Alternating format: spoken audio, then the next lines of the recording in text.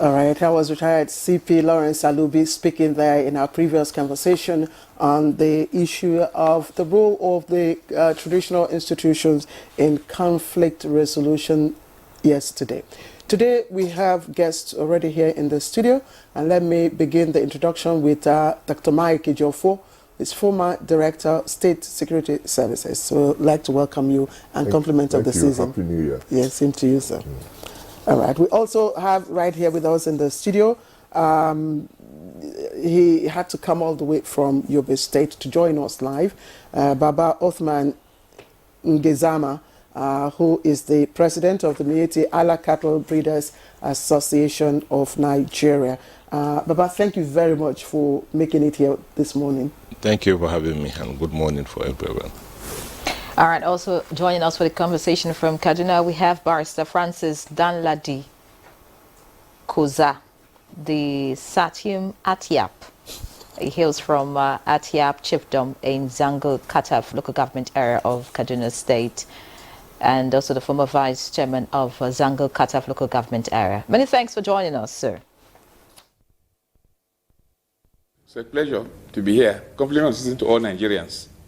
Many thanks, Barrister Danladi there. And in the course of the program, we'll have Dr. Saleh Mobale, the Executive Vice Chairman, Kaduna State Peace Commission, join us for the conversation. But for now, we'll begin with the guest that we already have seated.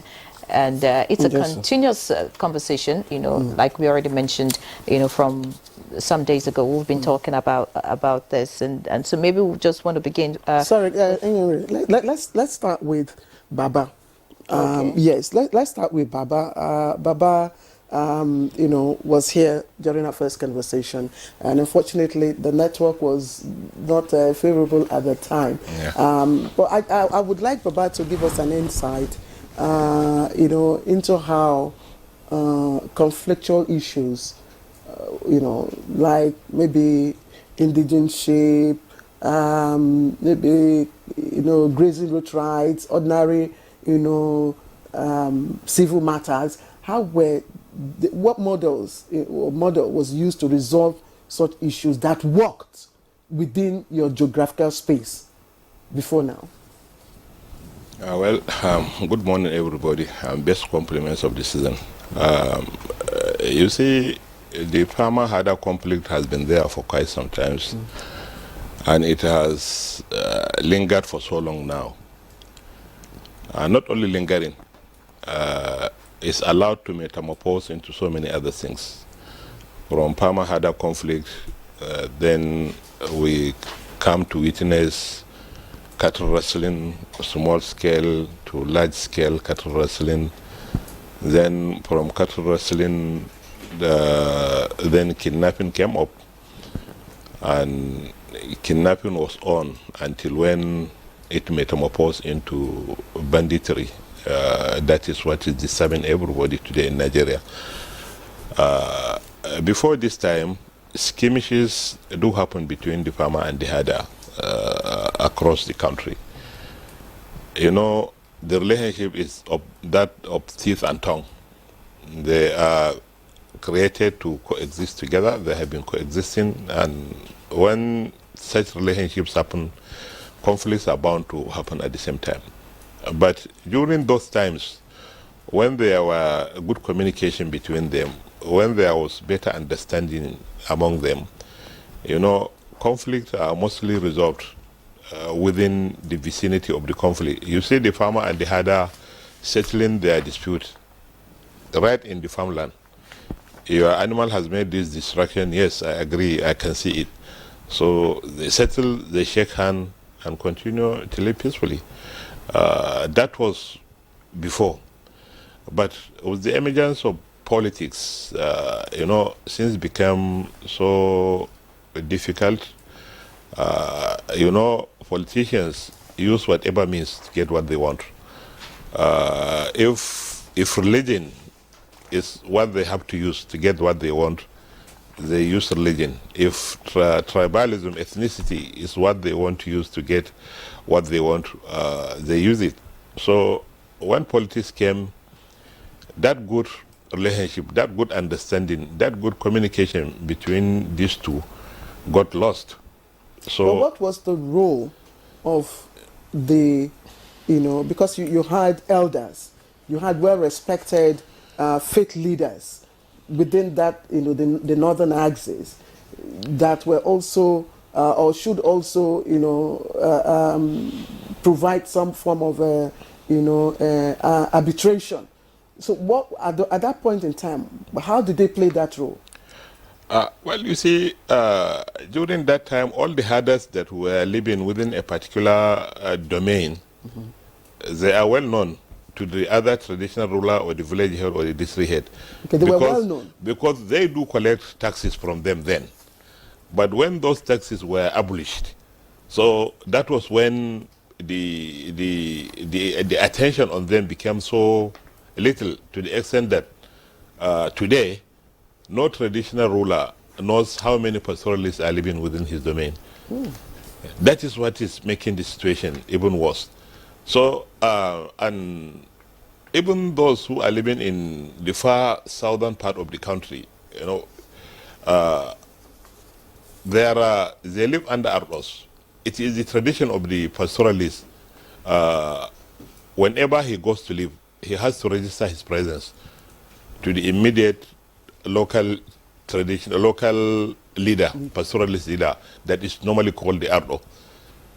He registers his presence, and these ardos are not appointed by other government or Mieti Allah. These ardos are mostly appointed by the traditional rulers in those areas. Wherever you go to Nigeria today, if you see ardos, that ardo must have been appointed by the traditional institution in that area.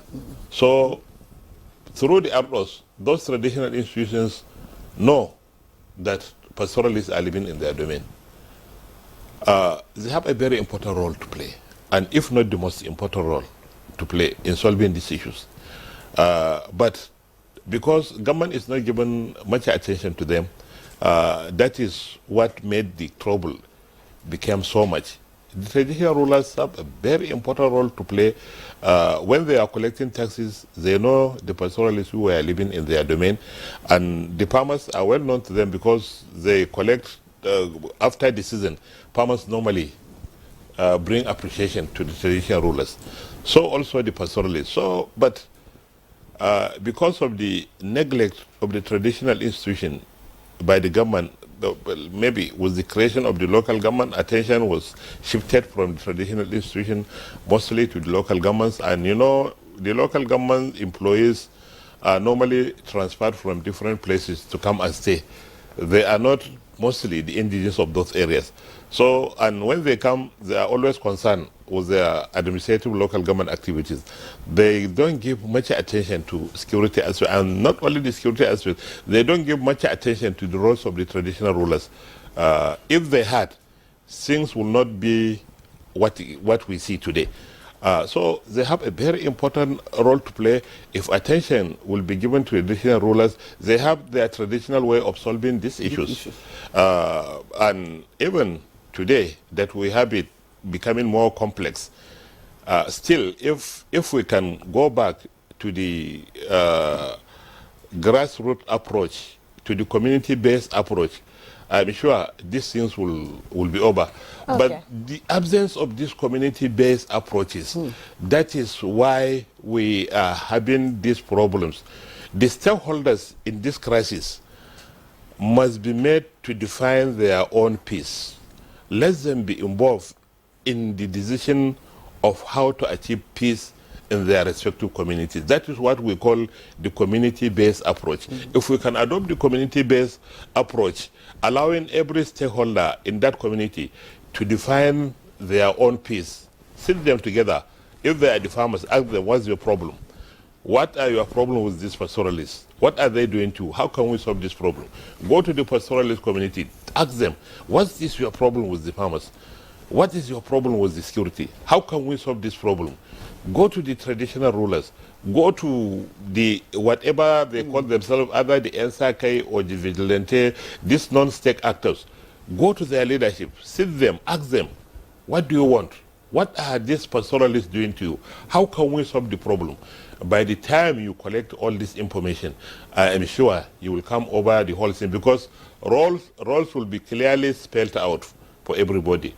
The traditional rulers' roles will be clear, the security roles will be clear, the government roles will be clear, and the roles of each particular stakeholder will be clearly spelled out by the time you collect all this information, analyze them, and bring them under one roof. You realize that roles will become clearly spelled out for everybody to function in solving the problem of security in this country. All right. Many thanks, Baba Hoffman, for your opening comments there. And you have said that it's the absence of community-based approach that has made the issues in different communities to escalate to the point that it is now.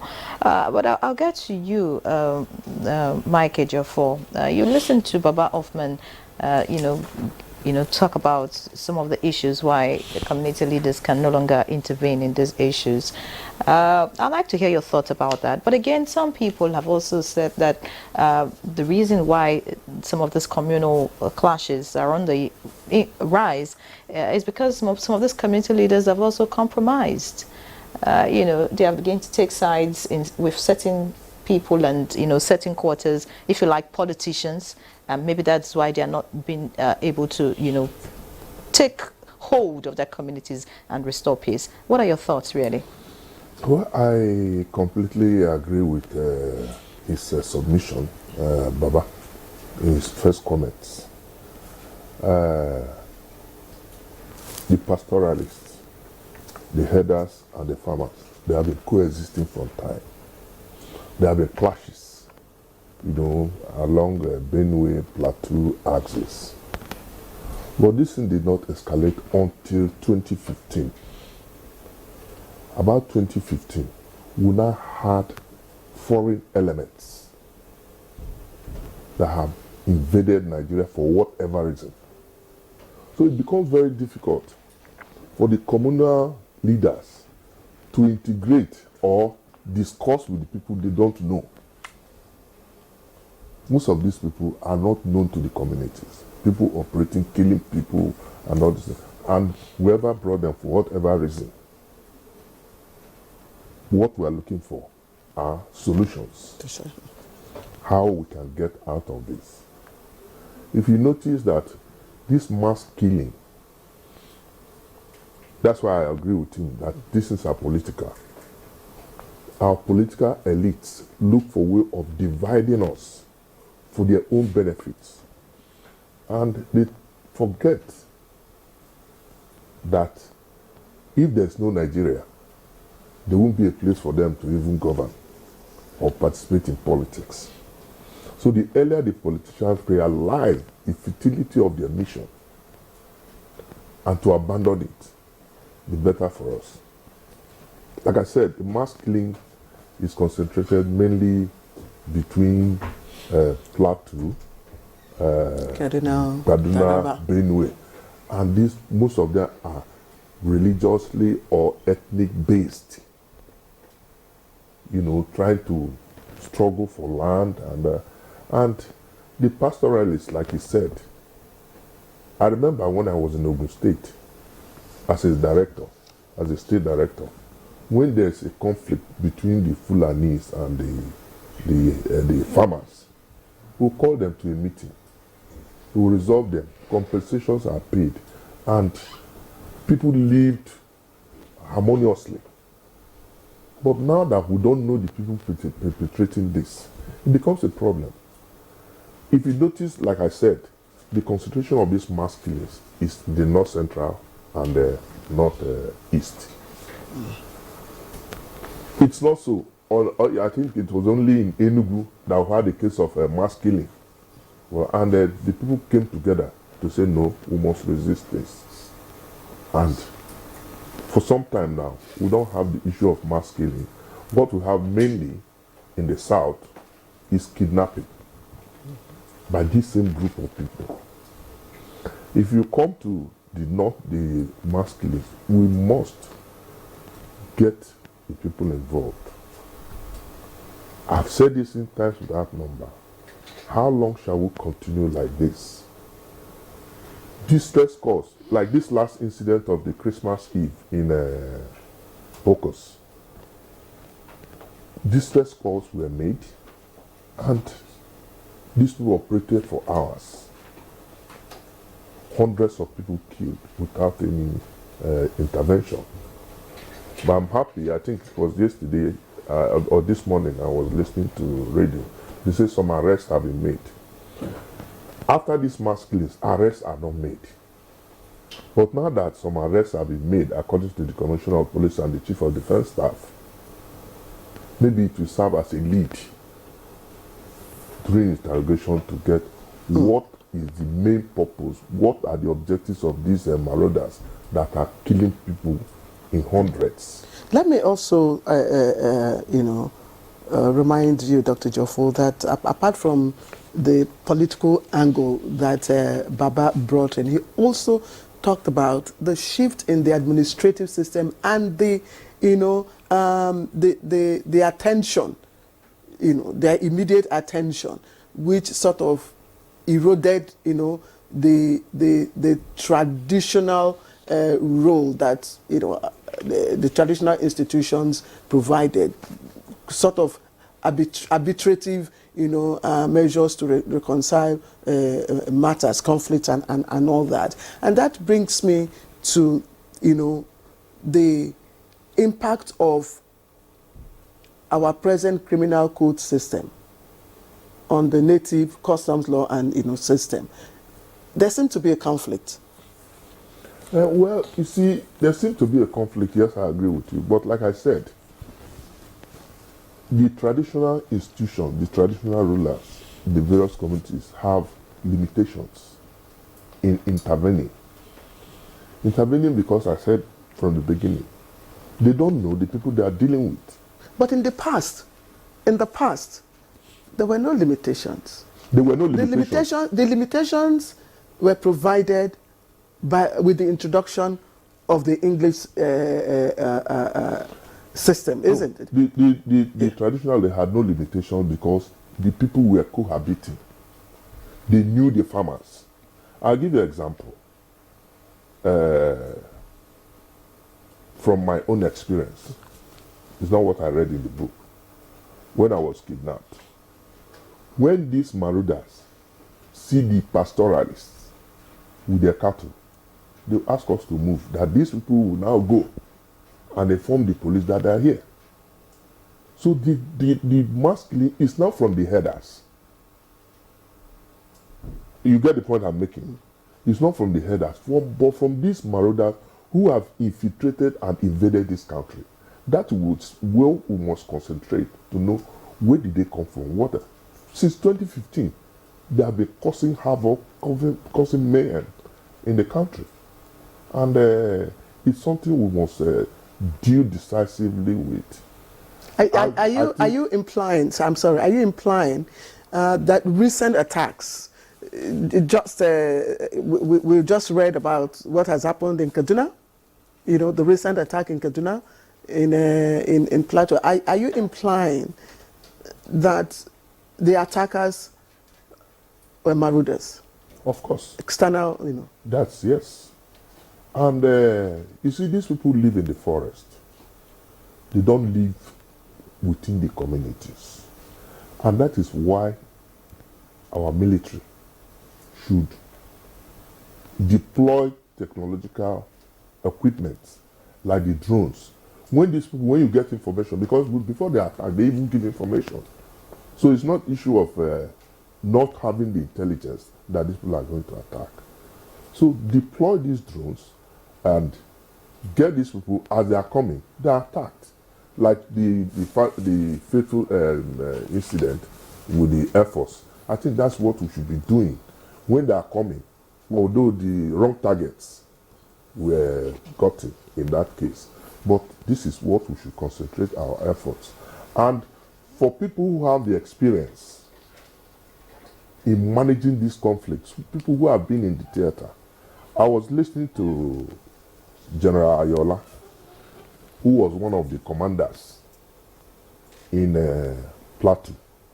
He said he has proffered solutions, provided papers, why would the military or the government not exhume the paper and look at the merits of the paper and see what can be done to restore peace, especially in the plateau? All right, many thanks, Michael Jaffa. I think we'll get back to you, but let's go to Kaduna now, and Barrister Francis Danladi Koza is there. You've heard the comments made so far, that those who carry out these crimes are not part of the community. They're marauders from other parts, other countries who have infiltrated Nigeria and going about their business and causing so much problem for us. But would you say that's the case, for Kaduna State? What really are the issues there? You think that these people are not known, and that's why community leaders cannot, broker peace between the warring parties? Very much. The discussions that is currently going on the issue is very, very well positioned.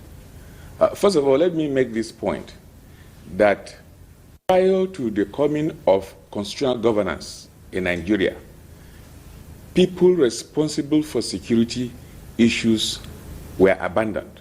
Now, why did I say so? Because before the coming of constitutional governance, it was the community, the traditional rulers, that were responsible for security. And the people themselves have the inherent right and duty to secure themselves, to secure their environment, to secure their community. And they were carrying out this work very successfully. And that was why we have relative peace in that period.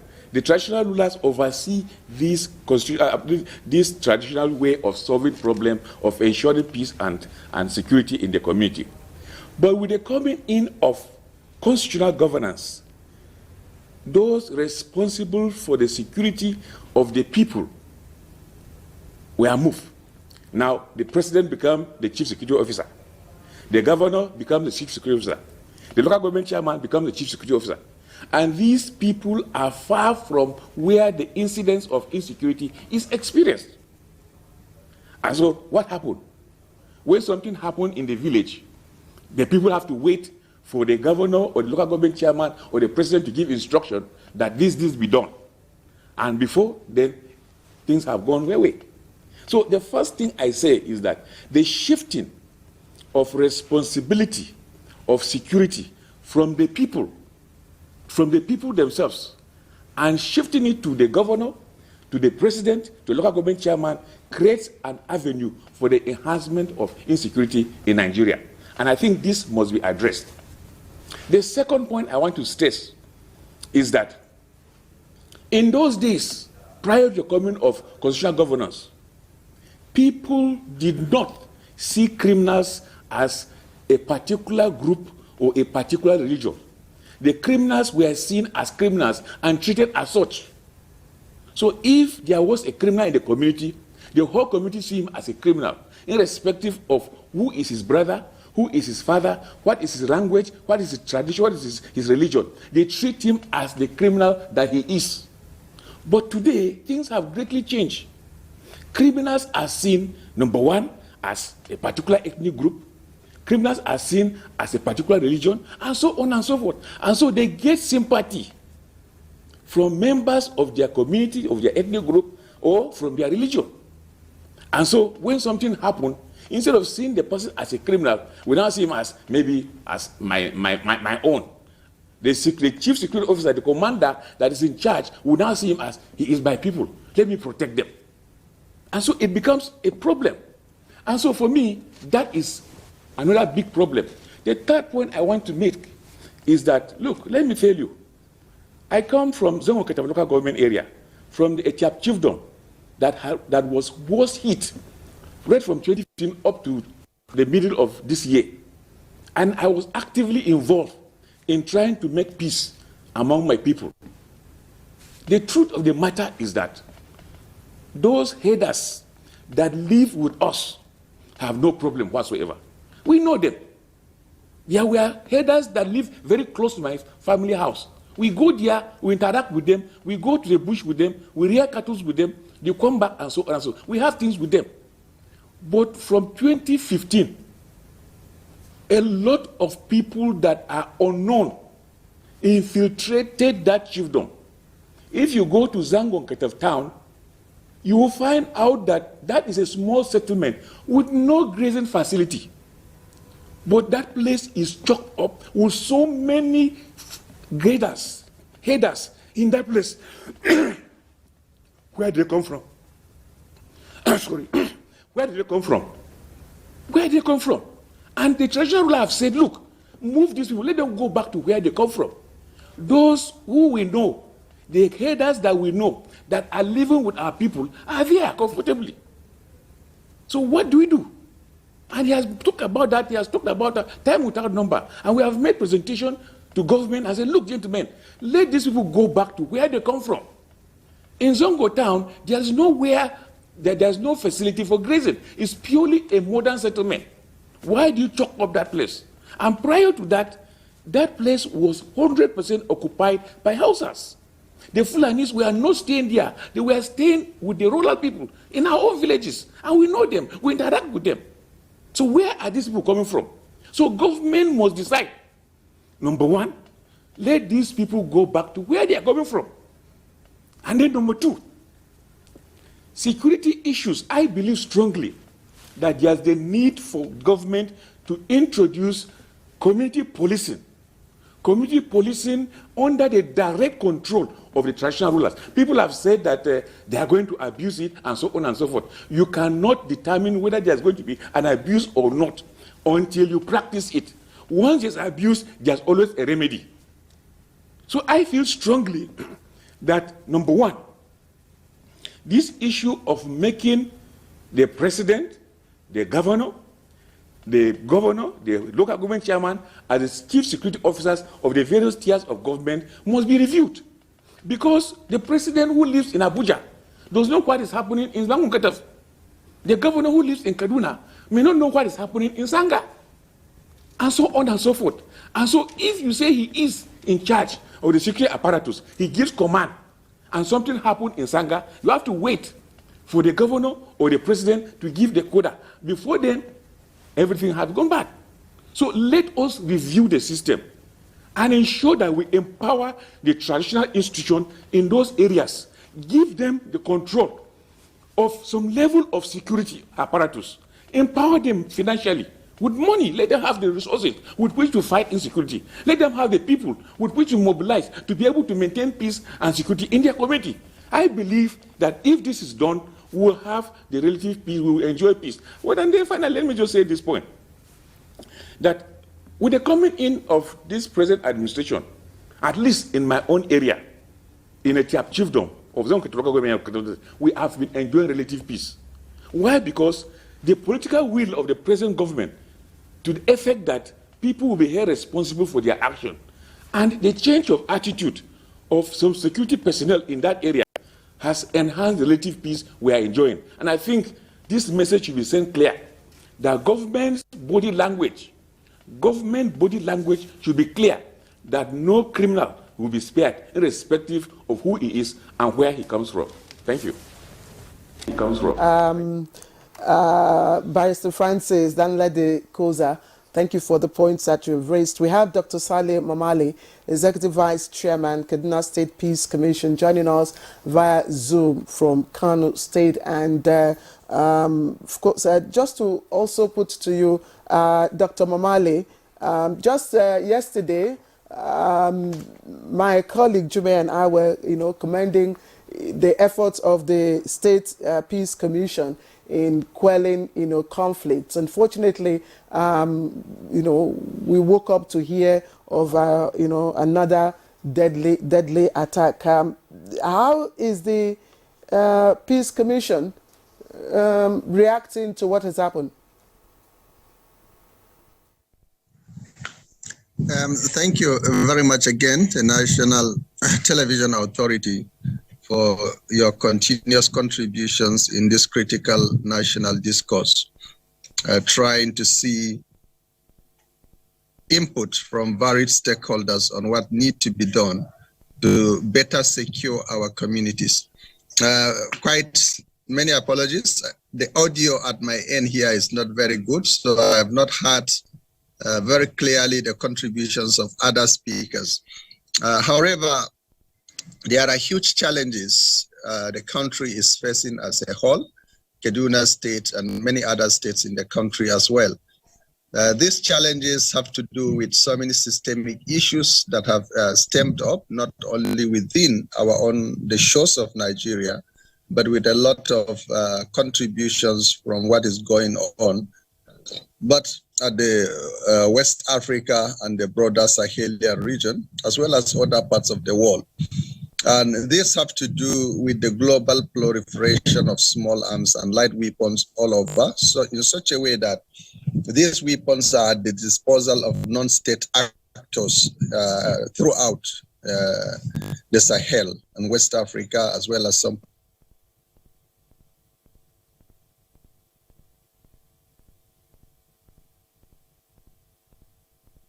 Get back to him as soon as we can rectify that. But let's get to Baba Hoffman now. You know, listening to you, Barrister Francis, and of course Mike Jaffa talk about the fact that you know, these crimes, you know, are being carried out by people who are not part of the community, people who, you know, have infiltrated, you know, these communities. It leads me to ask, we have, yeah, you can actually put your fingers on the number of communities that are affected. So does it mean that these are the places where these people, you know, are? Are you saying that there's no infiltration in other parts of the country? And why are we not seeing the kind of attacks that we're seeing? We just mentioned some states that, you know, are the main places where you find this conflict escalating and causing serious concern. So my question is, are you saying that in other parts of this country we don't have, you know, people too who have also infiltrated those communities? So why are we not having the same kind of problems that we see in these states? That's one. Then talking about the community leaders, you talked about the fact that they were taking taxes in the past so they could, you know, ensure security of their people and all of that. Besides having funds, there are other roles community leaders, you know, can play outside, you know, having, you know, taxes, you know, to be able to, I mean, there are ways you could talk to your people, there are things you could do, you know, I mean, in a communal living that of course would help peace. So could you please speak to that and then let us know really why these places that are the flashpoints are the major targets? Well, you see, the crisis peculiar to particular states. I mean, the difference of the crisis are peculiar. Each state has its own peculiarity. Depending that leads to the type of crisis the crisis they experience. What my brother rightly said is there is that possibility of infiltration of foreign pastoralists coming in.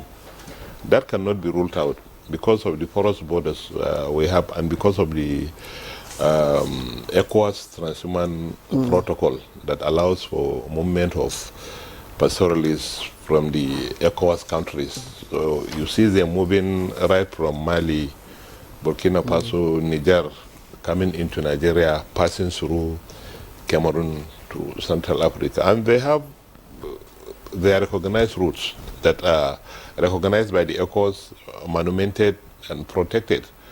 So they move through those routes. And most of the times, a particular pastoralist moving through that route may not even know when he's in Nigeria, maybe until when he's in need of something and he comes into town to buy.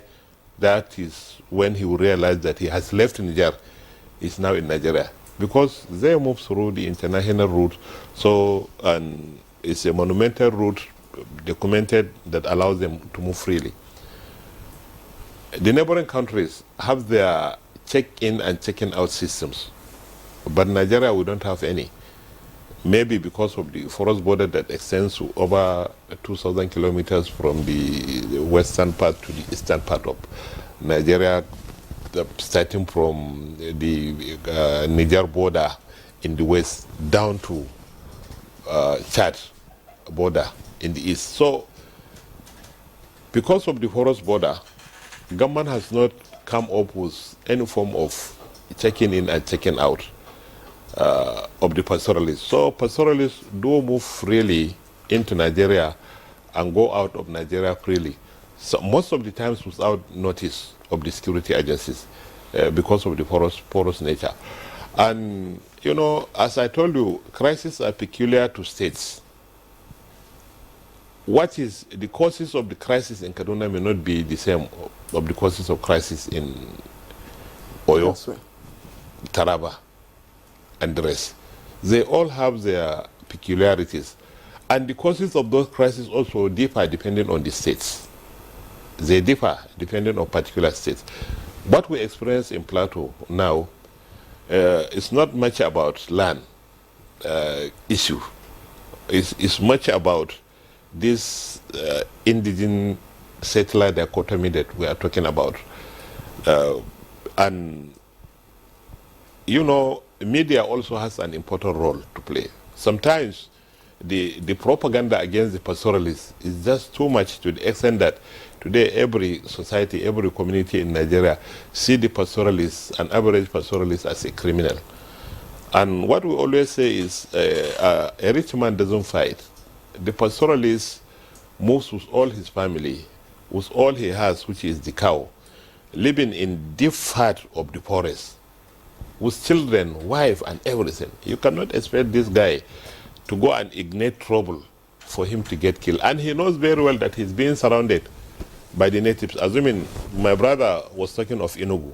If you go to the Enugu forest, there's no forest you go to in Enugu that will not find a pastoralist living deep down in the forest.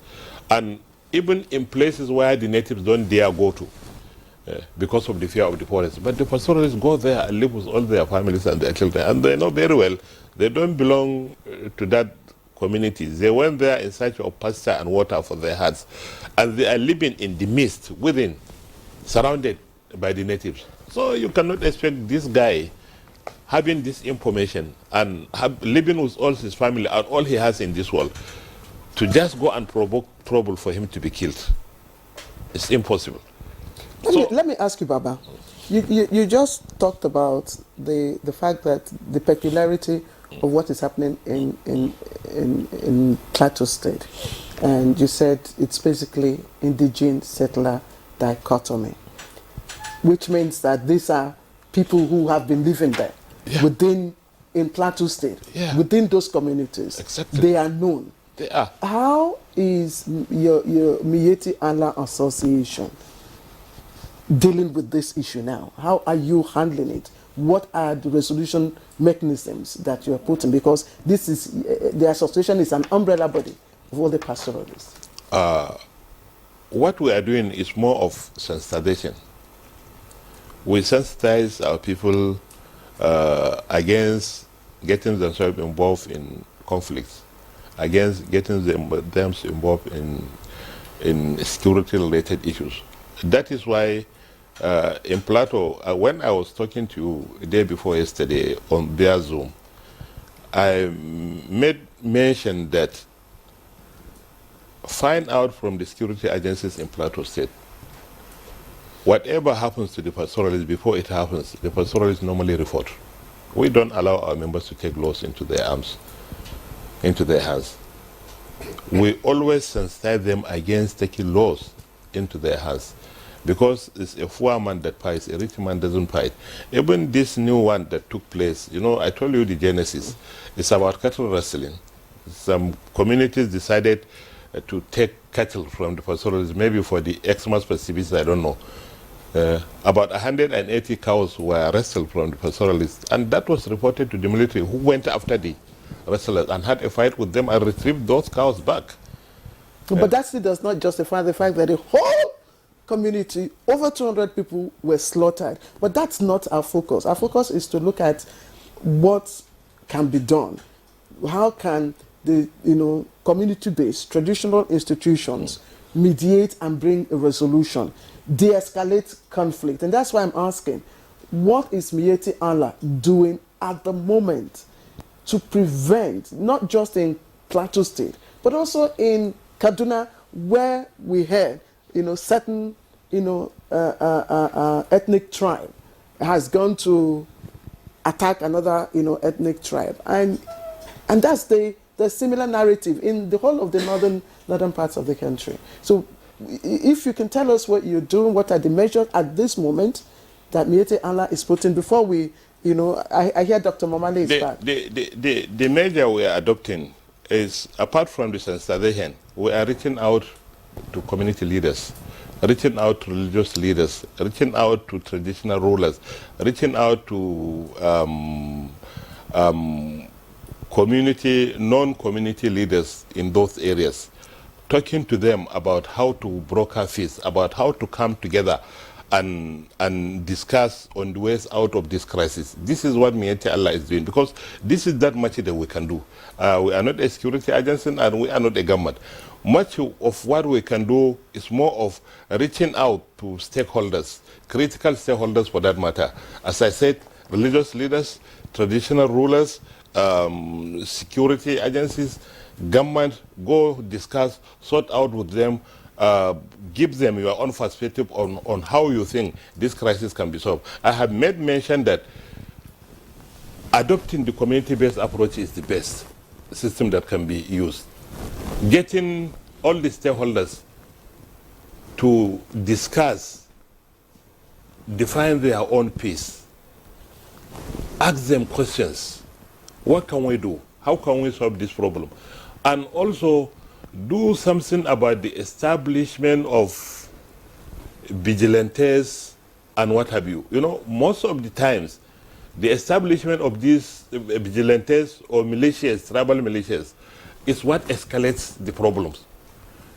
So we have to do something. When we are establishing a vigilante or community watch or whatever name you give it, you have to work with the security, you have to get them registered, know them, know their activities, profile them very well before you get them involved. That is another aspect. And secondly, on the pastoralist side, we are always calling on government to try and register pastoralists across the country. Let all states know the number of pastoralists that are living in a particular state. And let us also know the number of the cows that are living, because the last time a census was conducted in this country was in 1991. That was the last time a livestock census was conducted in this country. We have to know the number of the cows we have in this country. And let us also know the number of the pastoralist families we have in this country in relation to states. Let's know which state has more number of pastoralists than where. And let's know which particular traditional rural domain that has more pastoralists than the other. When we get them registered, that is when we'll isolate the good ones from the bad ones, the incoming infiltration from the original pastoralists that we are living together with. All right. So these are the things that Miete Allah has been calling on. These are the things that Miete Allah has been working on as a pastoralist group, because we are an association. There is nothing, I don't think there is much we can do about it. And secondly too, the issue of media profiling. The media has contributed a lot in portraying the pastoralist negatively as a bad person. So today, it is hardly difficult for somebody to distinguish between the good and the bad pastoralist. So when something happens... I think it would be appropriate to say some media. Some of the media houses are out to deliberately profile the pastoralists negatively to the public. And they have almost succeeded in doing that today. Because today, each and every society sees an average pastoralist as a criminal. Sorry, but let's just put you on hold. Yes. All right, let's get to Dr. Momale now. Dr. Momale, I just hope that your connection is much better and you have been following the conversation right here in the studio. So, maybe you want to continue with your response to the first question, and then just to add to that, for the Peace Commission, you have made some efforts, in Kaduna, and, like my colleague did say, it looks like the solution was just temporary from latest happenings now in Kaduna. What really is the way forward? Dr. Momale. Okay, thank you very much. Like I earlier said, the audio at my own end is not very good, so I've not heard most of the contributions from the other speakers. And thank you once again for bringing this issue for discussion. I think, like I said, the challenges are multidimensional. They are multifaceted. As you are trying to deal with the issue and challenge in one part of the state, when you are concentrating effort, something will just crop up from elsewhere. And we need to recognize that some of these bandits that are doing some of this, they are roving populations. They are not that they are just static. They move through the forest areas. They move at night. So it's very difficult, for example, to know what they are planning in a particular area. So these are some of the challenges that we grapple with. These are some of the challenges that our security establishments grapple with. However, coming back to the solutions, I think we need 3 or 4 critical things. One, our traditional leaders and our communities are central to peace and security. And therefore, both our public institutions and especially the security agencies must take communities and community leadership into confidence. And they must involve them. They need to work with them. They have to respect them. Some of this breakdown that we are seeing is because of the behavior of some few members or heads of some of those security formations, especially those that are deployed for operations. Sometimes they are young officers, they have a lot of overzealousness. So we will also continue to appeal to the higher security establishments to do a lot of training for officers and a lot of orientation for officers that will deploy to deal with high-level criminal activities or in areas where there is high-level inter-community conflicts, so that they will go there with impartial minds, with well level of training, for them to recognize that all the communities they are visiting are traumatized and they are victims of various forms of violence. So they should not expect to just go to a community and the community will start naming people or mentioning this, because they easily blame communities for absence of cooperation, and then they begin to show some level of high-handedness, which is inappropriate. I think our security establishment must take community leadership, must take communities with confidence, respect them, and work with them gradually over time to be able to deal with those challenges. I think this is first and foremost. Secondly, our traditional rulers, yes, they play fundamental roles, but they cannot do everything. We all know some, if you go back to the literature, for those that maybe were there in the 1950s, 1960s, 1970s, we all know the criticisms of the native authorities, the high-handedness, the inefficiency of even the traditional system in dealing with some of those issues in those years. So it's not that everything about the traditional rulers or the traditional authorities is all right. They have capacity to do everything. Our communities will be able to do everything. It's not like that. Without our security establishments, without the local governments, without the state governments, many things will go out of control. So they are still doing a lot, but these challenges are there. So what I'm saying is, for those areas where our traditional rulers have strength, let us give them the capacity and support to do that. One, in the management of land affairs, farming activities, herding activities, are being able, our traditional rulers are able to manage that, to resolve some of these disputes over resource use within their domains. I think they should be given this role and be empowered and be trained and be supported to provide these functions. Just like the national president of Mietiala was talking about. In the past, pastoralists, herders, they were not just migrating anyhow. They were not an unorganized group. They had their leaders. For you to move from one area to another, their migration was well coordinated. But with the decline in the influence of these traditional rulers, there is haphazard and uncoordinated movements, and we see people from nowhere going to an unknown destination.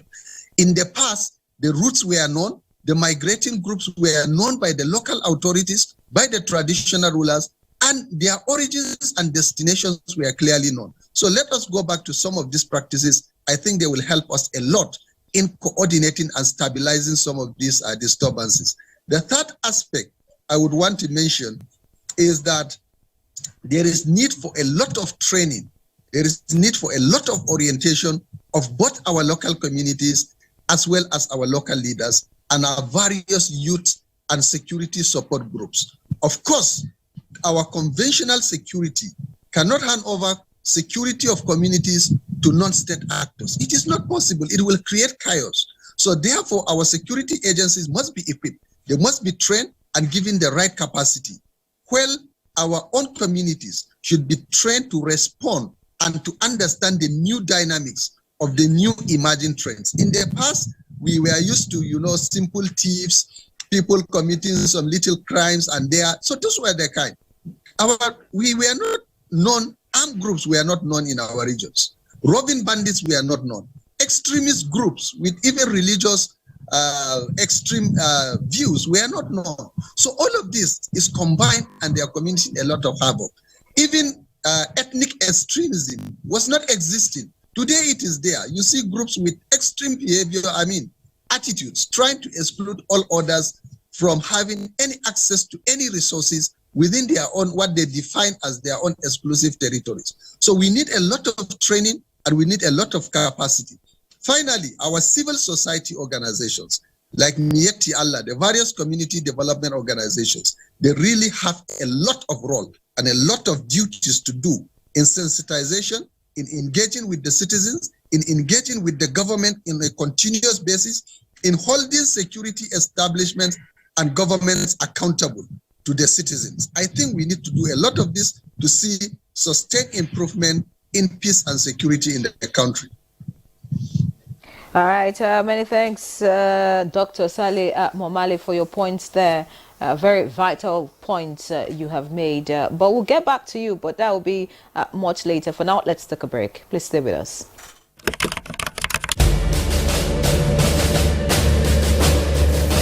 I took an oath to serve this country and give my best at all times. Like I said in the past, no excuse for poor performance from any of my appointees will be good enough.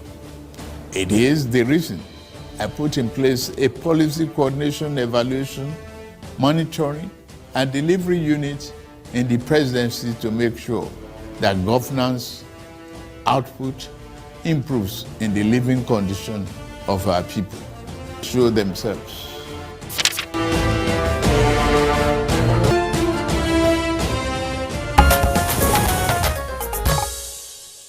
All right, welcome back to the program, and I must indeed thank Dr. Saleh Momale for the points that he has that he raised. But let me also take another point that Baba Uthman raised about the issue of porous borders and checking in and checking out of irregular migrants in Nigeria.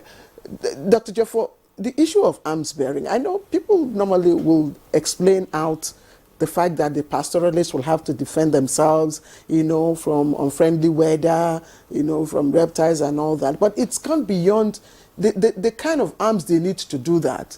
It's not what we see now. They now carry very complex, sophisticated, arms, and that has become worrisome. For instance, we were told that what happened in Plateau, the arms were domiciled within those communities. Is it not high time, for ECOWAS to begin to look at, the convention on stopping the proliferation of illegal arms, as well as looking at the provision of the trade liberalization policy, that is the open border issue, such that it becomes in tune with the reality, the dynamic nature of conflicts now. I'm sure you get my two questions. Yes. Before I get to the issue of proliferation of arms, I want to react to what Baba said. We must distinguish between the pastoralists and the bandits. The pastoralists might, I'm not saying for sure, solicit the assistance of the bandits, when their cattle are rustled. Most of these massacres, you hardly hear of conflict between the herders and the natives until he made this revelation. Now, I'm hearing for the first time that over 180 cattle were rustled, which resulted possibly in the attack, but he also said that they were retrieved. That does not justify the mass killing. Yes. But the point I'm making now is that the issue of arms, it will surprise you. That's why I got interested when you answered. A Swiss-based non-profit organization made a research in 2020 and discovered that in Nigeria alone, we have 6.1 million arms in hands of civilians, illegal arms, in Nigeria alone. Yes. And that brings a total ratio of 3 out of every 100 Nigerian that is armed. The question is, how did these arms come in? We've talked of porous borders. We've talked of the issue coming from the Sahel, the arms coming from the Sahel. We also have the issue of arms coming from the Niger Delta. But the one in the north here now is too massive, to comprehend. The fact remains that the marauders, the bandits who are operating this are not pastoralists. We must make a distinction between this. Like Baba said, he regulates the activities of Mieti and the pastoral. They have their parts. But these people, for whatever reason, have just decided to destabilize this country. So we must make a distinction between those. They are two different things. If you say that they have made up their mind to destabilize this country, why in a certain part? I tried to ask that earlier. Why are we not seeing this kind of attacks in all other parts of this country too? Why is it specific on certain states and local governments? The problem is that, one, the people are not very conversant with the environment. They move in groups, in droves, like the attack in Bokos. They said we were over 400. So what forest will accommodate such number of people to come and carry a such massive attack on the people? That's why I say we must deploy technology to at least locate these people where they operate, distinguish them from the pastoralists. Pastoralists are not our problems. They are not our problems at all. I'd still like you to conclude on what can be done to check the illegal arms from getting into the wrong hands. Like you said, in fact, some studies put the figure at 8 million. I was telling you of 2020 figure. 20, So it should be in the hands of civilians in Nigeria. Exactly. In fact, Nigeria has the most illegal weapons. And Nigeria also possesses improvised explosive devices. Yes. More in the sub-Saharan West Africa. What can we be done? There's supposed to be a commission. The national. What can be done? There was a commission on these small and light arms weapons. I don't know what they are doing now. They tried to mop up these arms some time ago, but who are you going to mop up arms with that are not registered?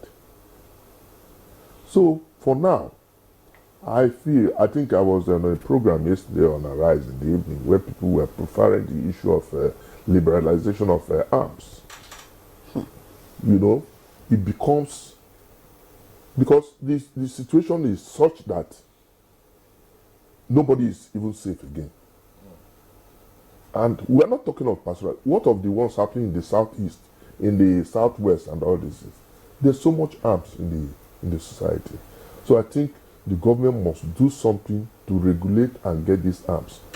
If these arrests that were made in Plateau are anything to go by, you should be able to identify the organizer, because they must have leaders. In the Niger Delta, Dr. Ejiofor, one measure that was taken to, withdraw to get the militants voluntarily give up their arms was amnesty. You give me voluntarily, bring down your arms, and we give it. And it did magic. No. There are two different situations. Okay. There are two different situations. In the Nigerian Delta, the people were asking for resource control. Yeah. The leaders were known. The leaders of the struggle were known. But not in this case. But not in this case. You don't know who are you going to discuss with? In the case of Plateau, they are known. They are indigenes. There are people living within the same community. No, you see, we're still missing the point. I agree there's a problem between the indigenes and the headers. But they have the backing and support of these bandits that are operating in the area. That are not known. All right, Mike Jefford, let's pause. Not having the backing and the support. These bandits and criminals take advantage of situations. If a place is vulnerable, under trouble, they normally patronize those places to steal, to do their illegal acts. They stole from the pastoralists as well. Today we are talking of over 3 million cows stolen as a result of cattle rustling, and over 10,000 pastoralists killed as a result of cattle rustling. The bandits steal from the pastoralists, so they take advantage of situations. When there is the trouble in a particular area, they come to that area with the intention of perpetrating their own acts. So the situation in Plateau, is condemnable. We have to condemn it because so many lives were lost there. As a right-thinking person, whoever is in the position of leadership must condemn what took place in Plateau, because it's too barbaric, is uncalled for. The spillage of blood is just too much. So this must be stopped. But criminals always take advantage of such situations. Okay, criminals taking advantage of the situation. So from what you're saying now, Baba Hoffman, you are also saying that even the pastoralists too are vulnerable to these bandits. And they are the ones also causing the issues that you have, besides indigenes of different local governments who have issues. Exactly. Okay, let's get to Barrister Francis Danladi, because I'm sure you've heard these comments about bandits. Now it's been termed as bandits, not whether settlers or whatever. In Kaduna, you have a clear picture of what is going on. Would you also toe the same line, or would you say that no, people who are carrying out these heinous crimes are actually people that we know, people that we see in our communities? Or you also agree that bandits and faceless people are involved?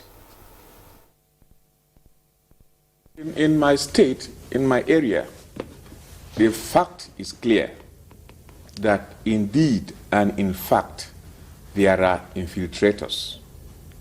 And these infiltrators are mostly the perpetrators of these attacks. But they also work in tandem with the local pastoralists that are staying with our people, either by tacitly forcing them to contribute and help them and act as a directive of where to go.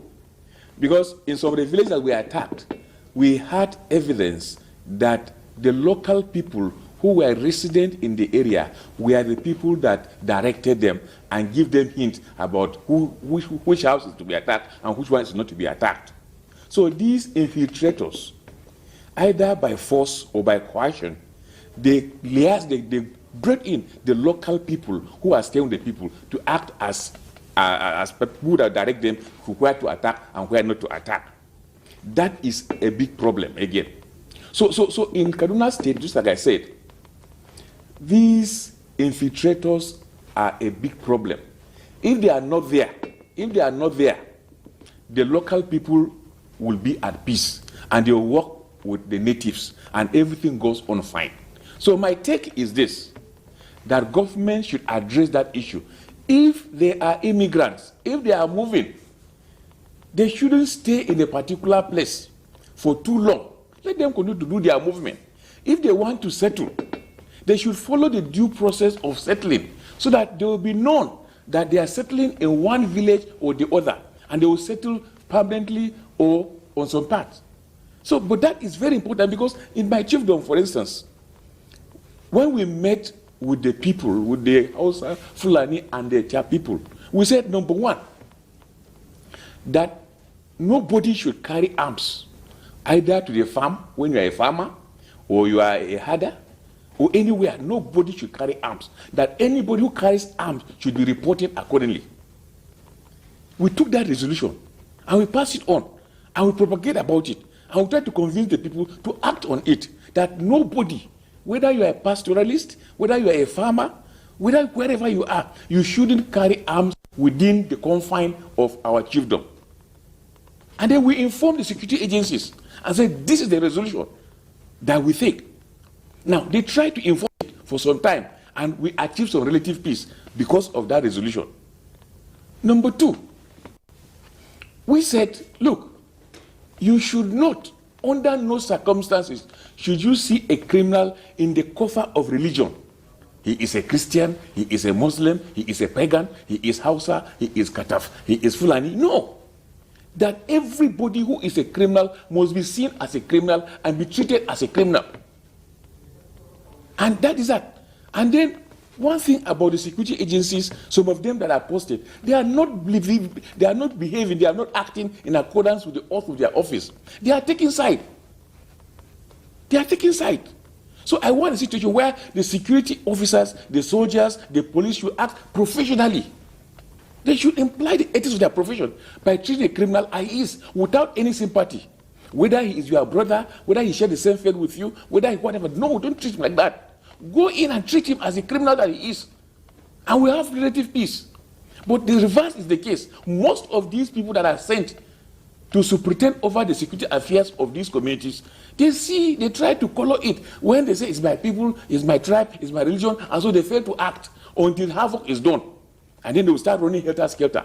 And I believe, again, just like we said, the traditional rulers in the areas are very, very important in securing lives and property. That is the truth about it. Because they are living with the people. They know who is where. The only thing that they lack is the control of the apparatus of security, of the apparatus of government. They don't have the funding. So if the traditional ruler could have a certain level of influence as to direct the security agencies to secure a particular place, they have the information. But they will wait until the havoc is done. The traditional ruler will tell them, look, they are about to attack a particular location. These are the movement of the people. But they will not act. And he doesn't have the capacity to direct them to act, to so act. So if he has some level of force within his control and director and command, he can be able to say, look, go to that place and ensure that don't allow this attack that they to secure the place. But he doesn't have, and he doesn't have the funding. So whether we like it or not, there's a need to review the security architecture in this country, in this state, and in particular location by empowering traditional rulers with some level of control.